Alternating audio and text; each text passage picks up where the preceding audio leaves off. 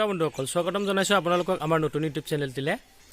তো আমাৰ ইয়াৰ গাঁৱৰ মানুহবিলাকে কৰোণা ভাইৰাছ খেদিবৰ কাৰণে নাগাৰা, তাল, কাঁহী, বাতি যি পাইছে তাকে বজাইছে মানে।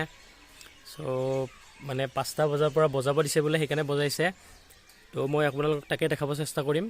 আৰু ইয়াৰ মানুহবিলাকে, আমাৰ গাঁৱৰ মানুহবিলাকে এই ধৰক যোনবিলাক লোক মানে হস্পিটেলত আছে বা যোনবিলাক পীড়িত হৈ আছে এই বেমাৰত, মানে এই ভাইৰাছত, তো সেইবিলাকক প্ৰাৰ্থনা জনাই মানে এটা হেৰি কৰিছে, তাকে দেখাব চেষ্টা কৰিম মই আপোনালোকক। তো আহক ভিডিঅ'টো আৰম্ভ কৰোঁ। এয়া কৰোণা খেদি আছে, কৰোণা ভাইৰাছ খেদি আছে।